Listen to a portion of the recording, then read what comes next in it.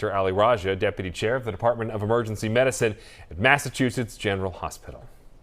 And thanks for being with us, Dr. Raja. So according to the CDC, for every child who dies due to gun violence, 2 more are treated in an emergency room for a gun-related injury. And several emergency rooms in the U.S. are actually now giving out gun locks for free. So what's your experience been like at MGH? Thanks, Erica. You know, this study really confirmed what all of us who work in the ER already know. It turns out firearms are the leading cause of death for children and teens in the U.S. And we also see a lot of kids and teens who are accidentally injured because they don't understand firearm safety, but still somehow have access to firearms, either at home or at a friend's house. All right, Dr. Raja, let's talk about the ages because they're pretty stunning to me. 40% of the kids who shoot themselves or another child are too young to even go to kindergarten. They're 2, 3, 4 years old. So what's the takeaway there for parents?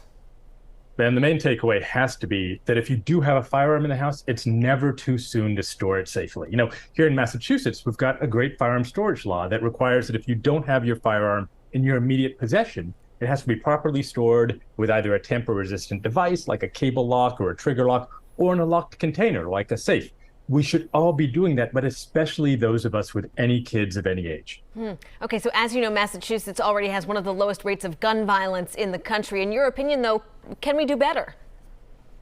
We can, Erica. You know, what we can do better specifically in terms of healthcare is simply talk to our patients about gun safety. We can't demonize firearms. We need to talk to our patients about whether or not they have them, just like we ask them if they smoke or if they eat fatty food. And if they do, we can't shut that conversation down, but rather we have to engage them and talk about firearm safety, just like we talk about seat belts and bicycle helmets and other things that keep us safe. That's how we're going to keep our patients and their kids safe. All right, Dr. Ali Raja, thanks so much for your time and your expertise. We appreciate it.